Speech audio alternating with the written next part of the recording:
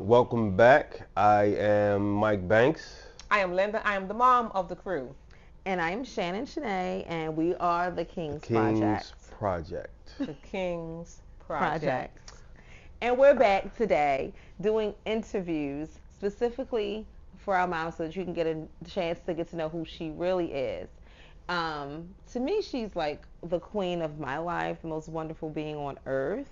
But there are certain things that But cuts off the part you just said. no, but However, However, there are certain things that she wants you to know about her that is separate from how I feel about her. I do have a very loving bias towards her. She's an amazing person. Um, like we explained to you guys on the last episode, what the King's Project about is sharing our journey about our walk with Christ and just all the ups and downs and the goods and the bads and the laughs and the cries of life and how he's consistently shaping us to do a good work for the body of Christ. When you became a Christian, she was very zealous for the Lord and still is. But you know, the new Christian is on fire for God, and this was who she was. But this is not how we were necessarily raised. So one funny thing that I remember was one day I come over. I don't know why I come over because at this point I have my own apartment. And I come over and I have on this little teeny weensy outfit, right? mm-hmm. And I mean, the shorts were so small. I can't even believe I had it on. I can remember it like it was yesterday. And for some reason, you, Mikey and Malik, were sitting on the couch. And y'all just sitting there. And it's like y'all were just waiting for me to come in. To just throw darts at me. Just dart, right? And I come in like, hey, y'all doing? Whatever. But I'm about to go to a party, one of my girlfriend's parties. So it was in August because her birthday is August 20th. And I was going down Broadway Street, somewhere that you might like to get mixy at. Anyway, you were too young back then. So even you said, why do you got those shorts on? Where are you going? Like, because they were so short. But one thing that you said, because you knew that I was dating this guy, and he was like, well, what are you doing? What are you doing with your life? Like, what's up with him? Like, are you going to get married? And I was just looking at you like, married? Like, what are you talking? It was so random. But the point is that because of your love for the Lord and your faith and what you were learning about God, you were so like zealous for the word and what it represented, and you wanted me to come into the fold and like just start to live the right way. And I just was looking at you like, all right, y'all, I gotta go. And I went to the party and then, shuck my tail feather. But that's one of the most memorable moments I have of you coming into the faith. While it was annoying back then, I really appreciate it now because I share the same sentiment with my daughters. Mm-hmm. Like they have to take off the little shorts. I know you gave me some yesterday to throw away. 3 pairs. Oh, they don't know. Yeah. But anyway, so I asked you all, what do you guys want our viewers to know about you? And you said that you want them to know that you don't want to live a hard life. So I want to know, what does not wanting to live a hard life anymore mean for you? well, when I say that, I look back at a lot of things that I was doing and how I was living, even being saved, even following the Lord, but taking things into my own hand instead of letting the Lord handle it. I can see now how if I would have did X, Y, and Z God's way, meaning listen to Him, not get all overworked, not trying to fix things myself, because I am one that want to fix things or fix people or make the situation better or wanted to control this because I think I have the best idea the way you're doing it, or instead of letting go and letting God. And by doing that, my life became hard for me. It became a lot of stressors came in life, a lot of tears and a lot of pain and a lot of personal attacks that wasn't really personal attacks, wasn't really about me at all, but I just took it personally. And just sitting back maybe a few weeks ago, a few months ago, just realizing, wow, things could have been so much better. So that's what I mean by living a hard life. I don't want to live that kind of hard life anymore. I know the Bible says in this time, in this life, we're going to have trials and tribulations. But we're gonna have things that take place in life. But I don't have to make it difficult for myself. That's what I'm talking about. And that just really speaks to how life with the Lord, while it's not peaches and cream in a sense where like we're just like floating, on cloud nine, because it does become difficult because you are in direct opposition of the world, right? But you do realize that walking with the Lord and doing things His way does make life easier, and that your life was hard all that time. I remember when I first started tithing. One of my girlfriends told me, she said, "Girl, when you start tithing," she said, "everything gonna get so much better." Oh my gosh, she said, "Just tithe, it's 10%." And I was tithing. Bills started falling behind. Like, I ain't doing this. Right. But it had to become a trust factor. Right. You had to be able to trust the Lord and tithe and wait to see that He would open doors for you. And that thing was, boy, that was kind of like. Yeah. I want to take it another direction. Okay. Do you have a fun factor? That was cute and all. Oh, cute and all. Hey, you said we clap at the same time. Want to get our hands dirty? You weren't always in the faith. I mean, you have your own individual background, a little bit of rough and toughness, Bonnie and Clyde-esque. What's one thing that, I guess, a part of your past that people wouldn't, like if you say it, they'd be like, "Oh my God, no, not you." Oh, that I had a drug problem, drinking problem. I was out there in the streets. You had a drug and a drinking problem? Yeah. I didn't know she had a drinking problem, ladies and gentlemen. Every time I hear the drinking problem, I'm finding this out in real time. It's always how you find out in real time? Yeah, I didn't know that. You said it before, but every time you say it, it's always I like, I forgot about that. I didn't know that. Yeah. No, I always heard about just the drugs. And what was your drink of choice back then? No, whatever that. I just didn't like beer. Not a beer girl. Okay. So what was the process like as far as coming out of that lifestyle? Oh, wow. The lifestyle, first of all, it seemed to be all glitter and gold, and which it wasn't because of the people that I was hanging around. But coming out of it, I just got absolutely tired. I remember I was so tired. I had lost so much weight. This is so crazy. Yeah, I had lost so much weight. And in the summertime, I was very, very, very, I'm already small, but I was so skinny. I would put on 2 pair of jeans to make myself look fatter, not knowing they was crinkling up. Because they were too baggy. Yeah. So I would put on 2 pair of jeans. It would be hot outside too, because I just wanted to make myself look like I was pulling out my clothes, right, normal. And I just got tired, and I went to Glass Mental Health, and this is being on Liberty Road, and they said, that I didn't have a problem, and I would try to commit suicide. But if I tried to commit suicide, I could come back and they would help me. And I remember going home, and I was like, I should cut my wrist. That's just the one, don't do this. And I just, it's the Lord stopped me because I didn't do it. I went to work that night, and I talked to my EAP counselor, and I got help. So coming out of it was, I don't want to say it was, but it wasn't scary. Staying in it was scary. Coming out of it was an awakening to who I am as a person, and looking and saying, wow, I made it through this, because some people don't make it through it. And to make it through it, be in my right frame of mind, to look okay, some people come out of it and it can change you. It can just change you. One wrong thing, it can just change you. So I'm grateful that I made it out of it. I am. Did you ever look back and say, how did I get myself into that? Like, even though you might know how, but like, how did I let myself get that caught up with whatever that thing was that I went that direction?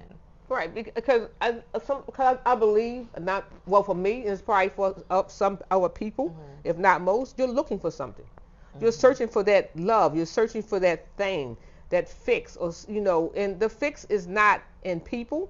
The fix is not in a drug. The fix is not in clothes. We can dress ourselves, and I believe that the fix is only in the Lord. That's the only way that you're going to grab hold of what you really need and to be able to live this life. without having to grab hold of this, and that. So, what do I want people to know about me? Well, that was. I remember when we first started. It's funny. We first started going to church. I can't remember how old I was, but you was playing softball too at the same time. So, and Sundays was your softball game day. So, and I was young, so I went into church. But I would be excited when she said we're not going to church. We're going to play softball. Or I don't vividly remember going to Bethel. That's where we first started going at. I guess it's kind of like. I never heard anyone pronounce it Bethel. Me neither. Is that how? No, that's the other one. We call it Bethel. Yeah, that's the other one. I'm sorry. It's probably Bethel. No, it's Bethel. Bethel is on Rogers Avenue. I'm sorry. Is that a synagogue? No, it's another church. I don't remember that experience too vividly. Probably wasn't going that much. Yeah, so that must have been Frank Reed. Right. It must have been softball and over Bethel. And I think I remember the first time we went to First Mount Olive, and then we joined all that. But even then, you wasn't going every week. Sometimes it was so crowded down there. Like if you couldn't find a parking spot, you would go home. Like I'm leaving, and that would excite me too, because I wasn't really. I was like a rebel. He probably was praying no parking space. I really wasn't in the mix like that, but I do appreciate the, no pun intended, the 180 that you did, because it trickled down onto all of us. So if you hadn't changed, right, it's no telling where any of us would be right now. So kudos to you for being consistent in the change and wanting to make the change. So you also wanted people to know that you don't want to be forced to do what is right. So my next question is, like, just elaborate on not being forced to do what is right. When I say not being forced to do what is right, meaning that me living the life of a Christian, walking in the faith, and actually doing the wrong thing consistently, and I know it's wrong. And God will grab hold of you, and you're going to do what you're supposed to do. If He's called you to do something, you're going to do it. So I don't want to be in that situation where I'm just like, I want to be obedient. Right. You know what I'm saying? I just want to be obedient to the walk. I want to be obedient to it. Like say if, because I didn't really know Him during that time, right? When I was getting high and stuff like that, and He got a hold of me and allowed me to make it through that time of my life. Like, so if I don't want to be in that position, like now I know I'm like, okay, I'm just going to keep doing it. I don't want to be forced to change. Like, okay, this is going to happen, this is going to take place, or X, Y, and Z. You know what I'm saying? Sometimes you just put in that position like, okay, I see now. I want to do the right thing. And no matter, that situation might not be what could be more stressful, but you got to deal with it now, because this just took place. You did this, and this is what you got to do now.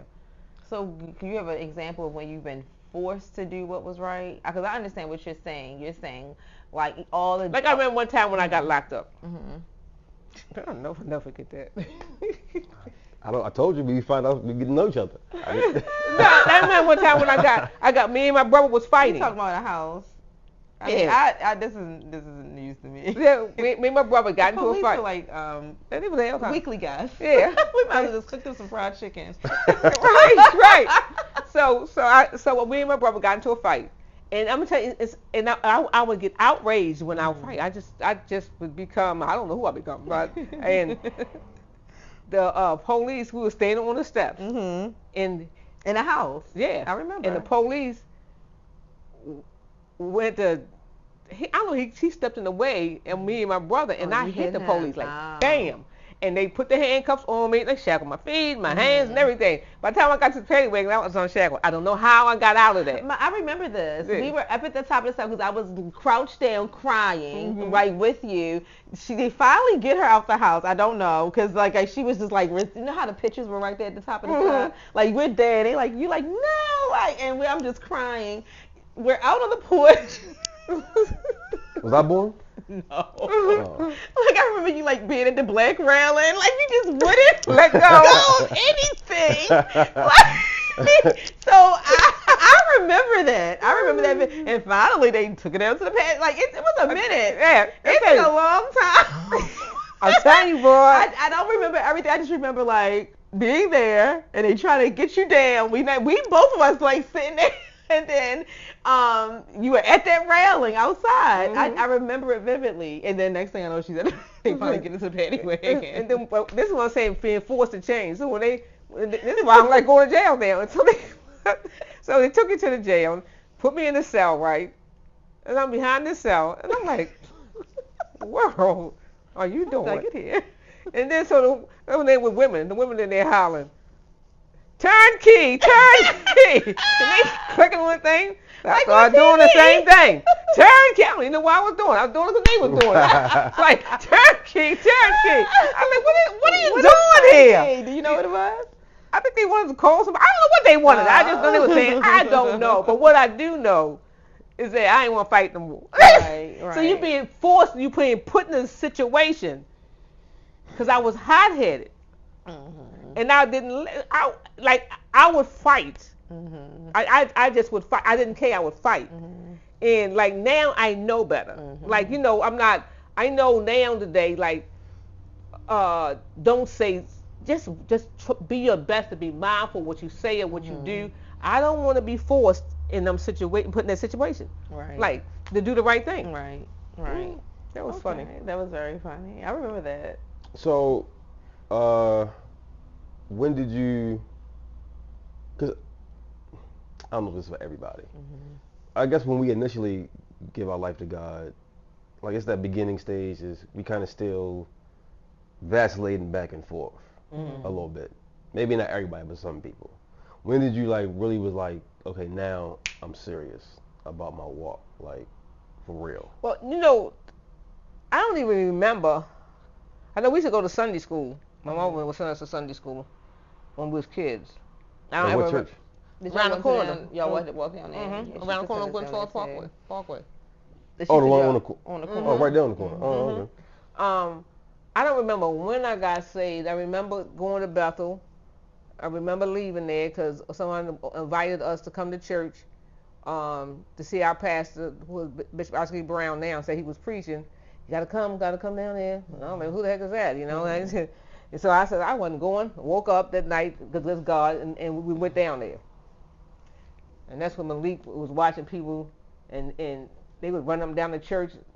He took off running. Yeah, he took off running behind the because Bishop was preaching on Meshach and Abednego, and I remember he hopped over the pulpit, and he was, and all his people probably was there. They used to follow him. They would run them down the church, run them down the floor. This lady ran past, and she was doing like that, waving. And Malik got in the aisle, and he ran past, and she laid out on the floor, and he laid out on the floor. And I said, "You don't get up off that floor." So. Were we living here? Yeah. Oh yeah, of course. Yeah. So that's when. Yeah, because Malik, yes. Yeah, that's when I left. But what was the question? Did you leave out of embarrassment? No. Oh, no, I left you to were follow. just as a guest. Yeah. No, I wasn't a guest. It was a church I used to go to. Oh, we used to go to Bethel. Bethel? I don't remember that. Okay. We didn't go that much. What was the question again? I remember we used to go. I changed off this whole subject. You was talking. No, like what made you like take the walk serious? Yeah. Oh, you said you went and. Well, because at Bethel I wasn't serious about it. And I know he preached Jesus.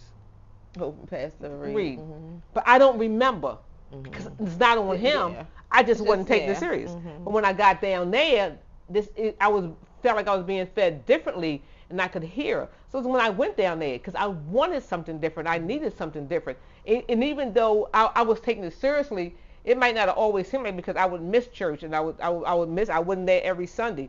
But then I started getting involved in church. I wanted to be a part of ministries and different things like that.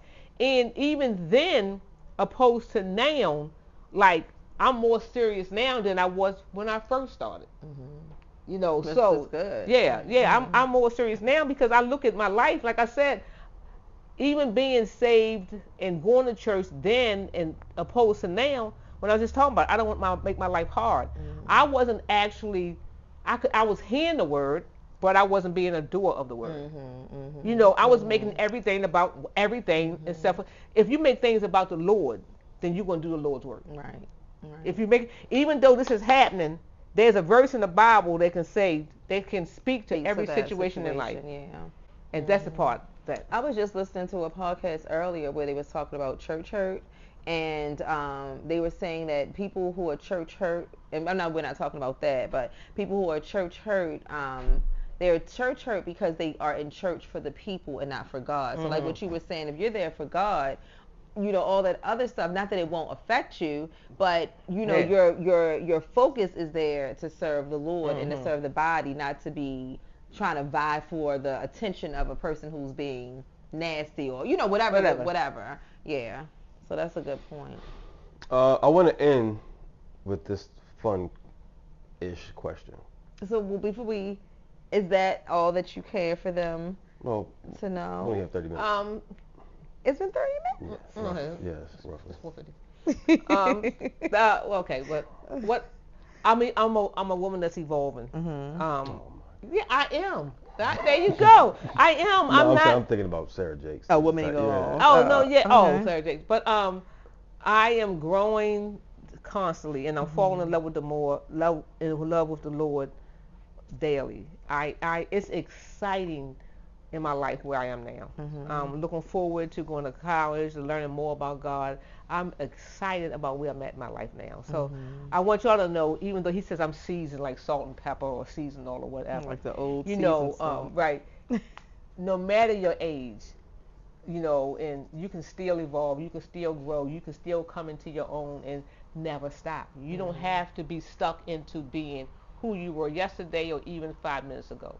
Just keep growing gracefully and seasonally. What's the fact? You are the salt of the earth. So you are seasoned. The Bible says Uh-oh. we all fall short to the glory of God. We all have sin. What is a sin that you wrestle with that you no longer indulge in? And what's a sin that you still kind of wrestle with now?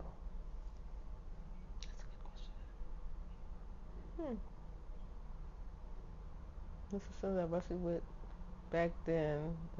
Well, I don't drink and drug. The audience can't hear you. I said I don't drink and drug. You don't drink anymore. Okay. And drug. Oh, and drug. Drug. Is that what they used to say? And do drugs. And do drugs. Yeah. What's something that you wrestle with now? You're still trying to give it to God. Like, God, help me with this. Control. That's a sin? Yeah, you take control. You want to control the easy way out. Boy. It's not an easy way. It's the truth. I don't want to be in control. I'm relinquishing things.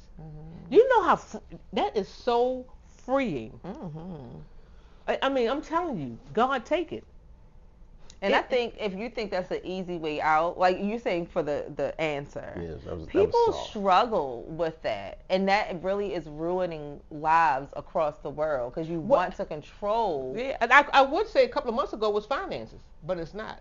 But I can say this. Okay, I can say this one thing. Some juice. I can say, no, but this ain't what I want to hear neither. Learning more about healing. I knew what you were going to say. I'm saying, what's the sin in that? Because I'm not doing what he's called me to do. I need to dive into it and know more about it. Oh, okay. Yeah, you know what I'm saying? If I'm not being obedient. So the disobedience, I got you. Yeah, right. So, and I think because, like, I had been in pain for a while with my body, and I got to the point where I was getting upset. Like, why am I keep going through this? Why am I keep going through this? And I don't like it. God, I know by your stripes you are healed. We are healed. I know you said all of this, and you hear me before, and I don't want to keep going through this. And then I would sit and I would get in my own way. I would get in my feelings. But he keep wrestling with me. So this is why I'm going to school. I want to learn. I want to do these things because I believe in healing, and I believe that people will be healed because of my obedience to walk with him through this path and this journey of life. By his stripes we are healed. One quick question to that. Do you think that he is, like, you know, people say he doesn't answer prayers, he's not answering my prayer, versus like, I'm not talking about you, but like, you may never get the answer to what you're asking for, but he's trying to shape you in a different way. Like, so you're saying, well, why am I keep going through this? So I'm like, just chill, daughter.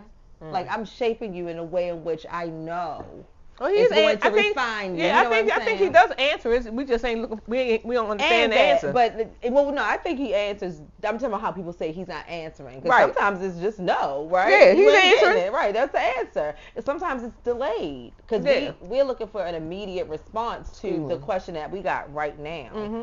And I was just wondering. But go ahead. No, I was just wondering what you thought, but which was what my wonder is do you think that it's just like you might not be getting an answer. Mm-hmm. I'm shaping. Allow me to work. Allow me to do what I got to do. To work on you, to mold you like clay. Allow me to do that. And you know what I was just going to say? I wish I would have known him all my life. Mm-hmm. Like really raised up to know him all my life. Because he's the best parent. And I wouldn't have been the mother that I was. Because I'm a good mother. And I believe I was a good mother. You know, I made a lot of mistakes and stuff. But the majority, if we actually really get to know him, and then the kids he give us, or the people he put in our lives and stuff, can you imagine, like, all them things that we did, I would have did. But he gives you grace. And he redeems the time. Yeah, he redeems the time. He allows you to be. Because I'm here at this point now, and I can look back and say, wow. But thank you for, look. When I used to work, and we got to get ready to go. I'm going to close on this. When I used to work, so I get on a prayer call on Wednesday mornings and Tuesday mornings. This past Wednesday morning, I was at work, and I just laughed. I just bust out laughing. Because I'm getting ready to sneak off the floor to go pray. And almost 30 years ago, I would sneak off the floor in my job, run in the bathroom, and snort cocaine. And now I'm sneaking off the floor and run in the bathroom to go pray. And I was telling my girlfriend and Marcella that. 180.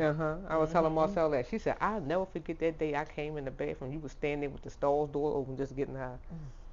Then I lost the bag of it, and I went back and I said, I'm going to get my stuff, and picked it up off the floor. He's like, you can't do that. I said, it's mine. But almost 30 years later, I'm running off the floor to go pray. What a mighty God we serve. Yeah. So he does the unthinkable. He does things, you know. So, and I preached not too long ago, I surrender all. And that's what I want y'all to know about me. Would y'all want to walk away from anything else? I surrender my entire life to him. I surrender all. But God has to help me daily to surrender all. Because me within myself, I can't do it. I will take it back because I'm not perfect. So my daily thing is, God, help me surrender all. Well, that was beautiful. That was a tearjerker, if I must say. I hope you got something from this. We'll be doing this with each of us. So next will either be myself or Shannon. But we're going to spend an episode with just diving into who we are as individuals. So we'll see you next time on the King's Project. We'll continue to do God's work as God does his work through us. Yes, amen. Yeah.